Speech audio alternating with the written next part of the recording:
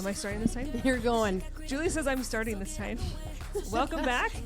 Last time we started talking about who Julie was before she met the petitioner. Yes. I like calling him the petitioner. Yeah, he's the one that did this. He petitioned for it, not me. I mean, it's nicer than he who must not be named. Yes, I agree. So before you met the petitioner, and we got sidetracked a little bit, but I want to go back and talk about where you were. I mean, we talked about how you were graduated and you had your house, your car, 5 jobs that you were working. What jobs were they? Yeah, I was teaching at 2 different dance studios, Thompson Lane Entertainment and Prodigy Dance Studio. I was also cleaning those dance studios at one point. I was teaching aerobics, like full-blown old school. You guys know my favorite is step aerobics from the 90s. I was teaching that at the sports mall, and I was teaching lift classes and spinning classes. I had certified with the American Association of American, I can't remember what it's, the AFA Fitness Association. I was working at my dad's law firm. I was a foreclosure technician, so I would go around and I would post notice of sales on people's doors. Oh, that's fun. Yeah, and there were some scary moments when people get mad at you.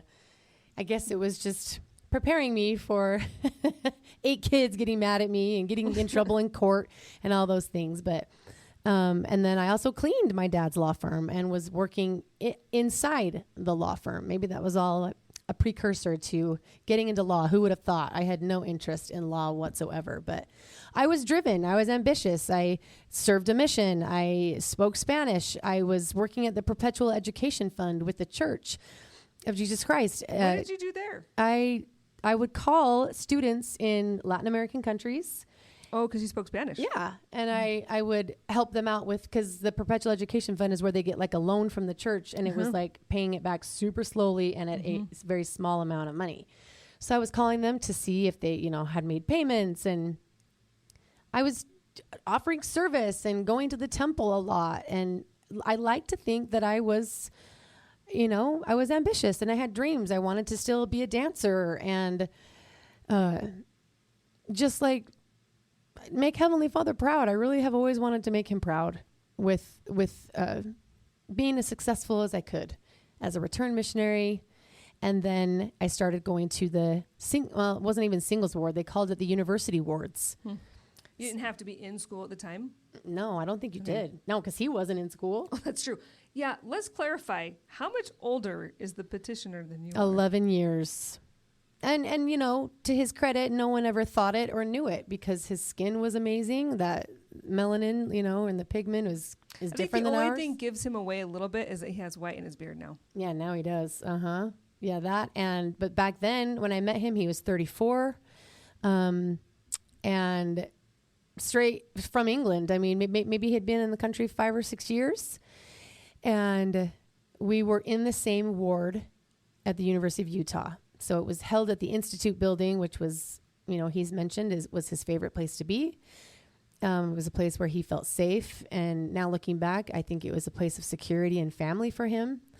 And so when we met in the same singles ward, basically, but it was a ward of about 500 people. That's Everybody, huge. Yeah. We ended up my bishop didn't get in trouble, but he ended up having to. It looks like we're on a diagonal a little bit, but oh well. If you're watching, we're on a little diagonal. But he ended up having to tell half of the ward, sorry, you're not in the boundaries, you can't come, because he was just letting anybody come to the ward. Sure. So it was a fun ward. He didn't. I like to think he didn't know who I was because there were 500 people, and he was the one black person in the ward. The one singer. So everybody knew who he was. He was English. He was charming. He was a lot of fun. He was vibrant, and just added a new dynamic and a new dimension to the whole ward. He did and does wherever he goes. It's a great thing about him, and it's what drew me to him. Was his energy and his love for Jesus, his love for the gospel and for the church and for what I thought were his relationships with people. I thought that he wanted the same things that I did. And I believe that he did. I think that he did. But you started out on that note. Yeah, with that was the goal. Yeah. I mean, you can't make a baby on your own. So he was clearly on Let board alone for 8. all the kids. Yeah. And for a temple marriage, I do remember him being so excited because, and I'm going too far ahead, but when we got engaged and again, did we talk about how he had proposed 3 times before? We did on the last one. Yeah. So that was kind of weird. And how long had you been dating when you proposed? I think it had been a year, but it was like off and on. Okay. Because we broke up. Well, again, he dumped me twice. And the 3rd time is when we finally, but like even those, I was like, what am I doing? I remember saying to him, can you see yourself with me 5 years from now? And he said no. And I at least had enough dignity for myself to be like, well, then I'm gone. I'm out of here. And I did. And I kept saying to myself as I walked away, don't turn back. Don't look back at him. Don't pine after him. Don't make puppy eyes. Don't even give him the satisfaction of thinking like, are you sure? Well, but please. I didn't. I was like, and I feel so good about that. I was strong and confident, and I left and didn't talk to him for 4 months until he wrote me a letter, which I think is the only letter I've ever received in the mail from him. He even sent it in the mail. He even sent it in the mail. Wow. Yes.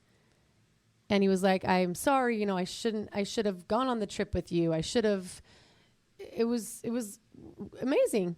It was apologetic and he was remorseful.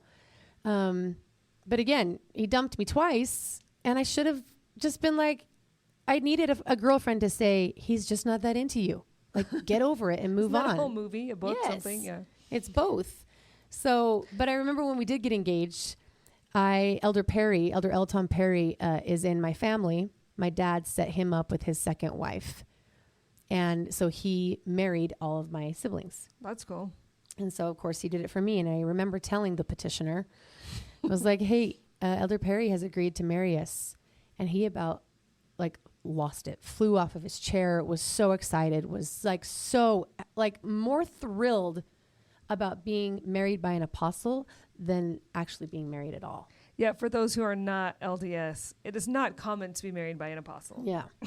That's not normal. I mean, he was so happy that I remember even questioning then, like, dude.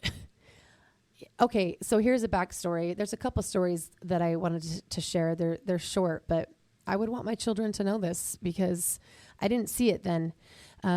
This is just a small example, but for those that don't know how we met, we were in the same ward, but we met dancing at Trolley Square. And there's many people in Utah that used to go dance at Studio 600 and at Trolley Square downtown. And they had country Isn't that swing. A pretty sketchy place now. Yeah, I think it was back then too. But there were a whole bunch of singles that would go and do country swing Tuesdays and Thursday nights. But at midnight, they would play hip hop. And that was my jam. So I would go and pay my $6 and go and dance for the hip hop hour. And that is where we really met. He saw me dancing and he came up to me and I remember him putting both of his hands on my face and he said, aren't you in my ward? And I said, yeah, I am. And we started dancing and it was so fun. And he was a great dancer. Again, he's a great performer, great singer, great dancer, great coordination, and just like naturally gifted, naturally athletic, naturally He is a really coordinated. good performer. Yeah. But he was, if you've ever been to an Alex Boyer show, he sweats. And it's because he's working hard. He's working hard on stage. He's really interactive with the audience. He engages people. He's really good at what he does. But he was sweating a lot. And this was my first interaction with him. And it was like dripping all over me. And it didn't bother me. Like I wasn't necessarily grossed out because I couldn't control the sweating, unless you stop the magic moment where we're dancing together and he gets up and like ruins the moment and goes to get a towel or something. So I never held it against him, but I remember thinking to myself that never did he say, oh my gosh, I'm so sorry. Like, this is so gross. It never, like the thought of that consideration for me never came. And I look back at that and I'm like, it was just kind of one of those things that I realize I don't think he ever felt like he needed to or should have. It was almost like beneath him, right? Or nobody pointed it out to him ever. I'm sure they did, but he would never apologize, at least for it. To me, never did anyway. And then another experience is when we got engaged. the day before I got engaged, he said, we're going to go to Lakai tomorrow night. Which is a really nice restaurant. Yes, I'm glad you're bringing these things in. Expensive. It was like the first time I was ever going to go to Lakai, and I was like, oh my gosh, this is like a 5-star restaurant, and people get married there, and there's receptions there, and a 5-course meal, and people go there for prom. And I was like, oh my gosh. He's like, so make sure you wear something nice. I was like, okay. So I went to work. Oh, I didn't even mention where else I was working. I was a full-time account manager at Registered Physical Therapy. So I was an accountant for RPT, where I handled their billing and their claims and everything. Forgot about that job. And that was the full-time one. And I was there at 6:30 in the morning. And then I'd go to my next job, at 2. So he comes in the day that we're supposed to go to Lakai and proposes at RPT. And so weird. I'm at work, and he comes in with a guitarist, and he comes in with Robin Seville, who is a dear friend who recorded it, and they put it on Bride Access at the time, or maybe it was Utah Brides. It used to be a show. And he's singing a song that he wrote for me. I almost can't even remember the name of it, but it's one of his songs that he wrote specifically for me, at least I think. Now I don't know anymore. That's what he said. And proposed to me. And I was so excited, and the coworkers are all laughing. Have I told you this story? No. And puts the ring on, and I hug him, and everyone's cheering. It's all for the camera, right? And the camera shuts off. And I was like, well, let's go. Like, I wanted to leave for the day. I wasn't going to sit and work after he had just proposed and be like, okay, bye, and continue to type away. I'm like, well, let's go. He's like, no, you can stay at work. I was like, let's celebrate. Well, yeah, let's celebrate. Aren't we going to Lakai? And he's like, no, we're not going to Lakai. I just said that to you so you would look nice for this video recording. For the cameras? Yes. And no. I wasn't even mad. Julie, I didn't see that coming. I know. I didn't either. What? I just remember thinking, I wanted to go and eat. You were looking so forward bad to that. I was. But my plan was just to go home and change. It wasn't to be dressed up, ready to go to Lakai right after work. And I didn't, obviously didn't know he was coming in to surprise me, but he's like, no. And he left. And I just sat at work and was like, I felt so dumb. I was just like, and there I was back at my computer with this ring on my finger. But I was like, oh my gosh, it's just another thing. When I look back, I'm like, it wasn't that it was a lie, but it was a little bit of manipulation. And performative. Yes. There's a lot of performative things that happen. And I 18 years later, I'm like, oh my heck, I got punked even from the beginning. I was like, and honestly, for everybody listening, I just wanted the food. Julie does love food. I do. I'm a huge foodie, but that's another podcast. So anyway, those were some little things that I let go that were not the make or break. But now looking back, there were hundreds of those experiences. The sweating is just stupid and little, and I could forgive it. And the fact that, he was never, he didn't know east from west. And I understand, it's easy for us here in Utah. East, it rises in the east and sets in the west. And if I go anywhere else, I won't know east from west. Well, and we know where the mountains are. Yeah, it's easy. And I remember when I was, because of course we went dancing again the next week because we had these magical sparks flying, while I was dripping in his sweat. That's so gross. And I'm like, I'm here. This is before, maps and before being able to check someone's location. Oh, GPS. Way before all of this. You're in MapQuest age. Yes. But I'm like, I text him. I'm like, I'm here. He's like, where? And I said, on the east side. And so I'm waiting at the east side for 15 minutes and he never shows up. And I'm like, what? Where is he? And finally, when he sees me, he criticized me. Not mean. He was just like, what the heck? I don't know. Why are you giving me all this east stuff? I don't know where east is. And you said east speakers. Like, come on, just tell me. And I was like, oh, I'm sorry. I was How on the east. How else are you supposed to tell him? But again, he wasn't like, I'm so sorry. I should have asked, or because it was as though it was beneath him. And it was your fault. And he was almost offended that I would use something that was irrational. you know? So there were things like that all the time, and he never did learn east from west, but wasn't willing to. It's the blame game that's hard for me. It's the unwillingness. But I keep thinking, so I have 2 teenage daughters right now. And I was just telling the 15-year-old has a boy that she likes that has been around a lot. And I was talking to her about this boy has things that I really like about him. But one thing I pointed out to her was he called her this weekend to make plans for Friday and Saturday. The short story is he chose his family over her. And I said, I'm so glad. I'm so glad that he chose his family. I'm glad that he has a relationship with his family like that. All of these things.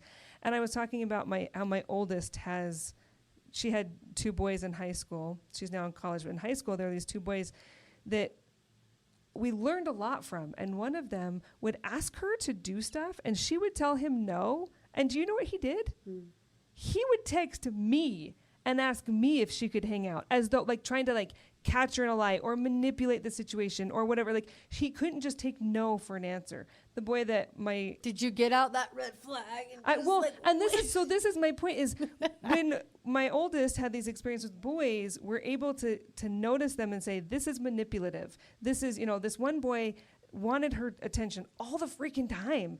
And she was like, I got other stuff to do. Yeah. He would get mad when she didn't text back fast and all of these things, right? And so now with my second, I'm learning from my first and saying, do you see this? This boy I like because he's not doing these things, right?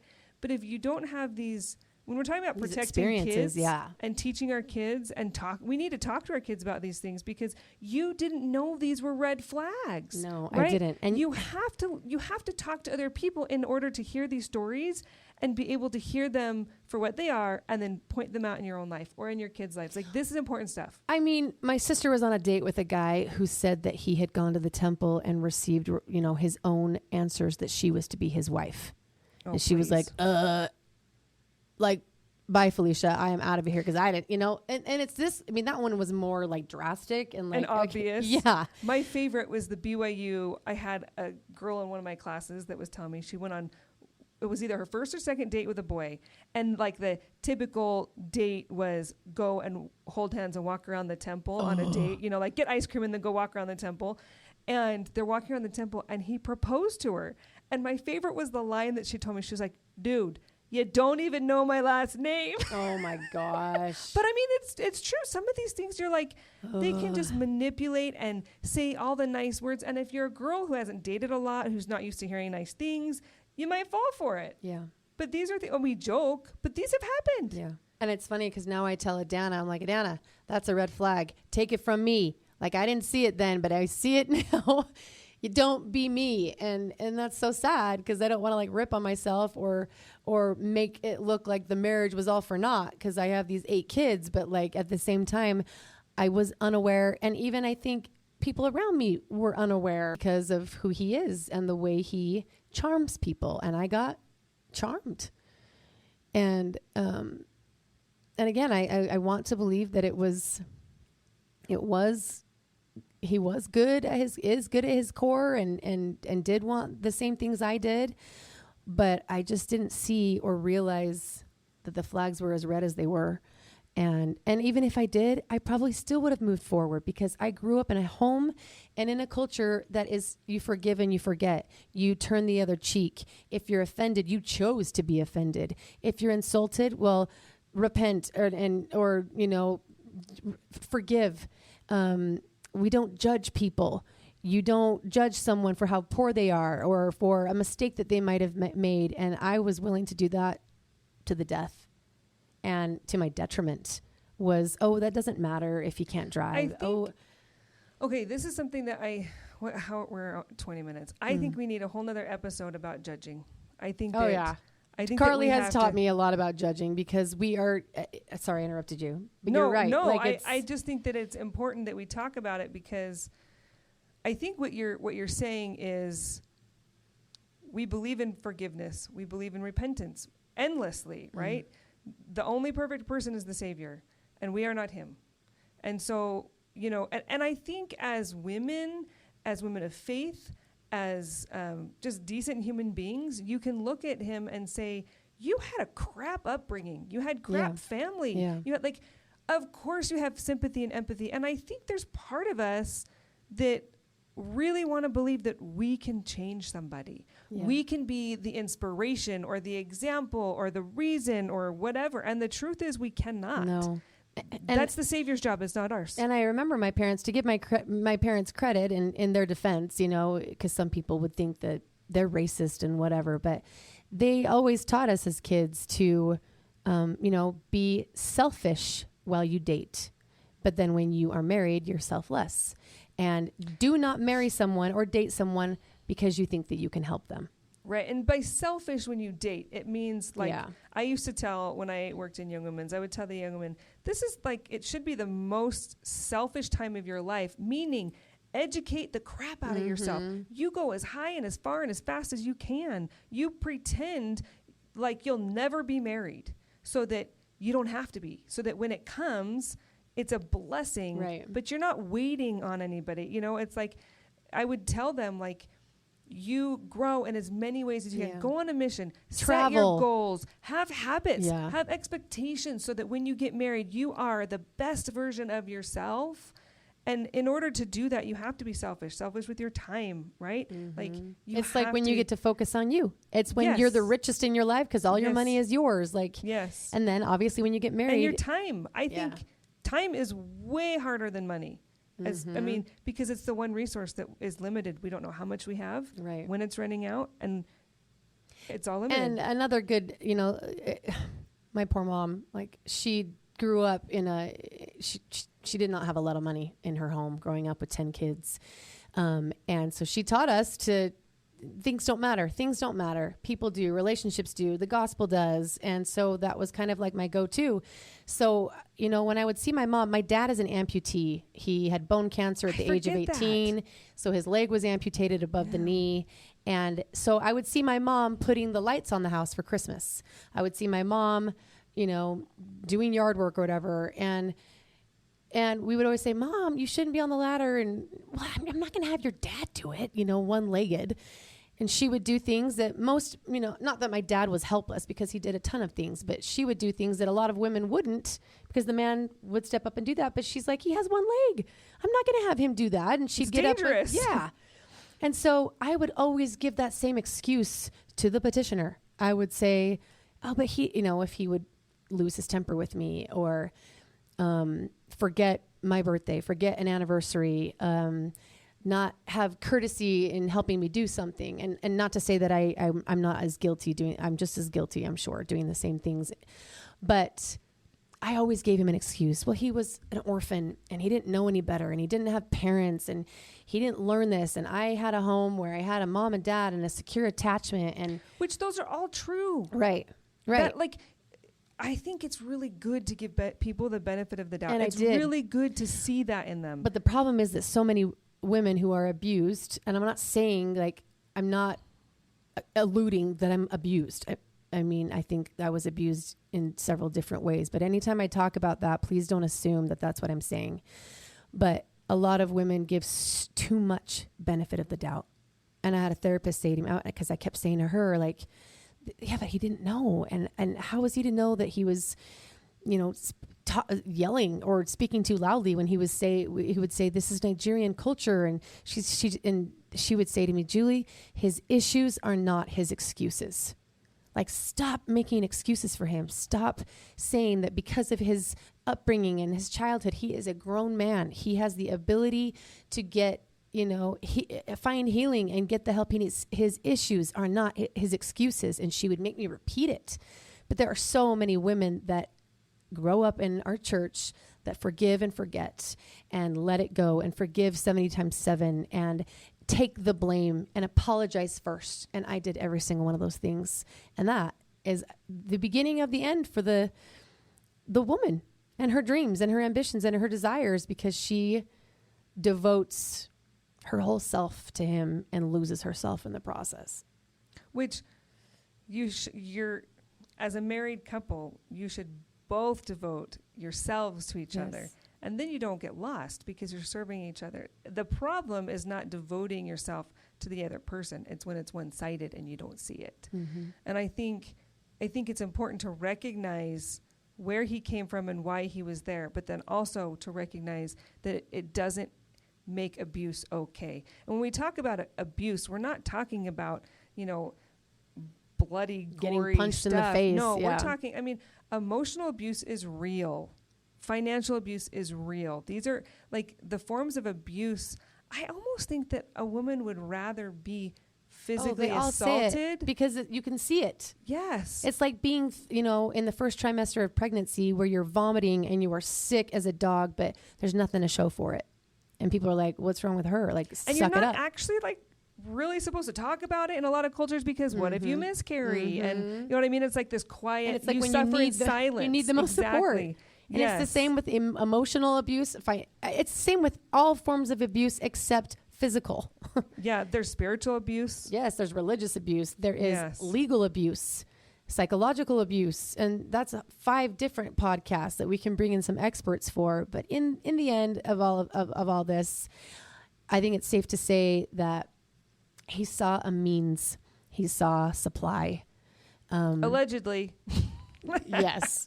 I mean, I think that now. I didn't think that then, but I had a condo. I had ambition. I was working jobs. I had citizenship.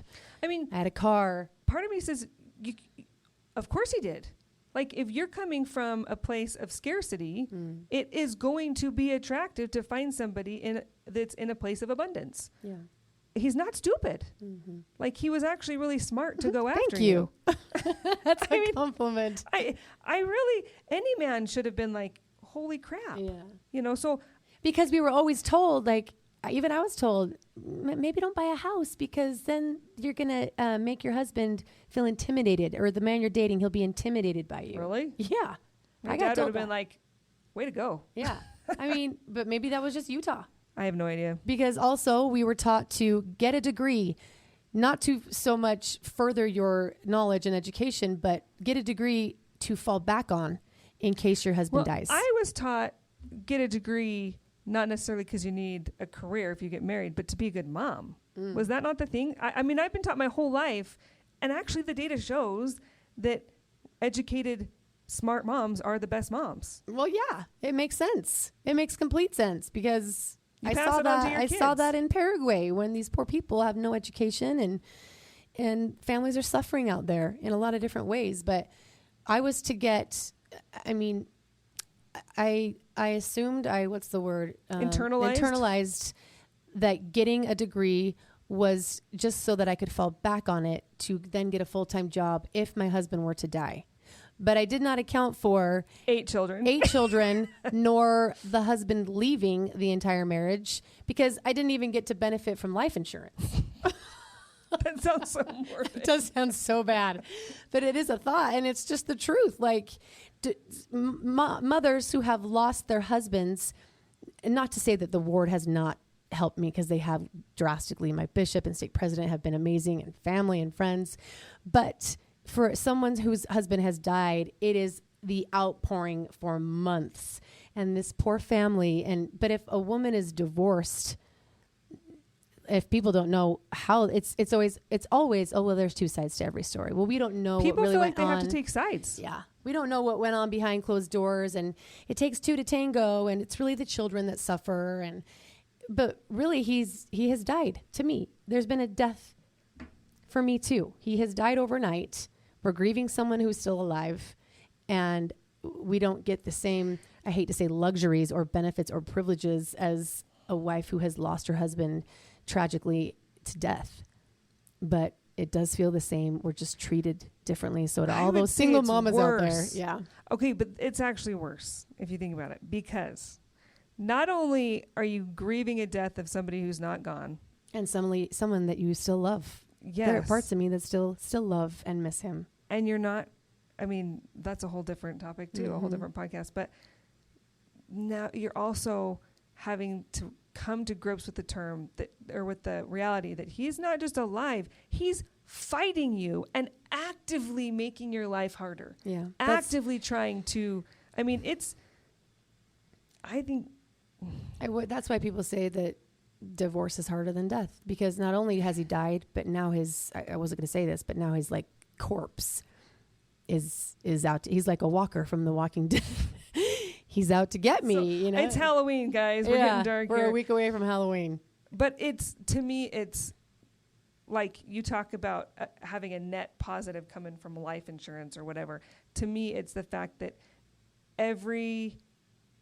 let's say this. So you hear a lot of times that people will die, they leave their money to their kids, and then their kids squander it in court. Yeah. Right?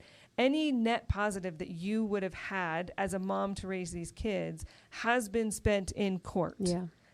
So not only is he gone, you are husbandless, you are a widow, but now you're a widow that is fighting for your life and losing every financial resource. And I mean, I have said to Julie a time or two, where the hell are the people in your life? Yeah. I have said that very angrily to her because things will be happening. I'm like, I want to solve all the problems I can't. Where is this community? And Julie has said, it has been 3 years. Yeah. That like everybody's tired. She's tired and everybody who's been around is tired because it is a long time. Yeah, you do. It's like you lose your well, you don't lose them, but like you stop asking. Everyone's over it. Everyone is asking. You're still in it. And here we are on Christmas number 4 where like unbelievable. I need help, but can't ask because I've had 3 sub for Santas. I've had families step in and take care of Christmas. I've had the ward step in and give me Amazon gift cards and from stores, and I've had groceries come in. Like, they're done. And I don't blame them. They don't want to be like, again, she needs Christmas again for 8 kids. Like, let's spread the wealth because you've had it 3 years in a row. Granted, it's from different companies, different families, and different people, but I'm not going to like go put myself out there saying, I need Christmas help, because people have helped. Yeah, it's not that people aren't helping. It's that there's no end in sight. It's because everybody is so tired, but everybody can walk away except for you. Yeah. It's like everybody needs a breather, so they're going to step away for a minute, but you're still left here wondering who's my next resource. And yes, who's my next supply, for heaven's sakes? I'm like, am I the narcissist? What's happening?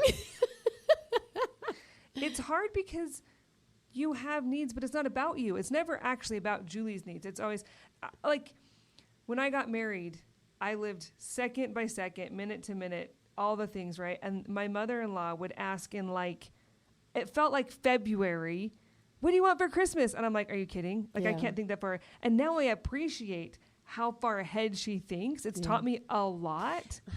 But when I think about birthdays, I have 4 kids and I think about 8. I have a birthday a month and I have one birthday in December and I'm like, oh, suck. I have to do her birthday and Christmas like 2 weeks later. And it's so much. I've got a birthday November 25th and October 29th. And this year and I must preface by saying, I'm not saying this because women in my situation don't even want to talk about it because we don't want to make people feel obligated. So if we say, I don't have anything to get my kid something for their birthday, and then people feel like they have to reach out, and you don't want to put them in these situations that they're uncomfortable with. You don't want to feel like you're being passive aggressive. No. And manipulating people into doing stuff. You feel stupid already. But it's so hard. It's like planning 8 birthdays and then Christmas and Valentine's Day and Easter. Yeah. All the things. It's so freaking much. And then to know that you're all by yourself doing it, it's really hard for me to watch. And I came into this situation, 2 years into it really, or 3 years, you know what I mean? Like, you've had all these people helping you for a long time. And I step in and I'm like, wait, where is everybody? Where's the Calvary? We need the Calvary. Yeah, they're over it. And they're not. They're still thoughtful and caring, but okay, well, we helped you last year with Christmas. I mean, and moms out there everywhere who understand this, we don't even want to think about Christmas. We dread the holidays. We dread the birthdays. We aren't the mom that we wanted to be. We become the mom and the dad, and carrying the load of 2 people. And so not only did they lose one parent, they lost the other as well. They lose their mom too, and then we are what's the word? Deprecating. That's the word. Desecrating probably too, right? Is self-defecating? Let's just use all 3. Because seriously, we're crapping our pants half the time we're thinking about the upcoming holidays and oh my heck, what are we gonna do? So anyway, I wanted to thank all of those that have helped for Sub for Santas and with financial scholarships for certain charities and foundations, whether I received them or not. Like, there are people that are doing good things, and those that serve. I just got $500 in the mail, anonymous, cash. You did? I did, like 3 days ago. I was like, oh my gosh, which will help me pay for Kenya's birthday because she's turning 8. And 8 is a big birthday in Utah and for members of the church because she gets to get baptized. And it's maybe I do 3 birthdays their whole lives. When they turn 8, when they turn 13, and when they turn 16. And that's it. And so I need to throw her a birthday party and invite friends and then pay for it all. So thank you to the sweet soul who sent that in a white envelope inside of a white piece of paper. Like, I have but that has happened all throughout. So I don't want to make it sound like I haven't received, because I have. Well, you get help. It's just, listen, like, you're in charge of 9 people. Yeah. And I mean, we've tried ever since I've known Julie to think of ways to earn money. Yeah. She doesn't ever sleep because she's earning money and working hard and doing all the things. She does 12 jobs all at once. She's doing all that she can. It's just not enough. Yeah. You weren't meant to do it by yourself. You need a community. And it's a whole other podcast because people are like, well, pull your kids out of their expensive sports. Oh, well, she's a YouTuber. She must make millions. And I'm like, this is laughable. My favorite comment from somebody I know when I was telling them that I was going to help you, they were like, oh, she was living in a $3 or $4 million house in Alpine. And I was like, oh, yeah, if only. They just assume. People just assume. That's right. I would love to show people how much these YouTube videos actually make. I mean, one is making $2 a month, one video, and another video is making 34 cents a month. When I broke my wrist, and you've seen it with the 10 cents that we have made, thank you to all of you. I think it's like 37 cents. We have made, I think, a total of 44 cents. Oh, we're at 44 podcast. now. Yes. Because I don't even know if an ad plays, but I think an ad plays on this podcast, and we got paid 44 cents for that in total. 34 Thank you cents for on one. To the ads. Yes. Psych. Sorry for that abrupt interruption. The storage on my phone is always full, and so we always get interrupted because it stops recording. So if you're watching or listening, I am in my kitchen finishing up kind of where we left off, and I just have 2 things to say. Number 1, 3 things. Thank you for supporting this kind of brand new podcast. Thank you for the comments and the questions that do come in. We do want to ask if there is any missed red flags that maybe you missed in your relationship or didn't quite catch or see. We would love to hear about them. Maybe they'll make me feel better about myself, but you can text us.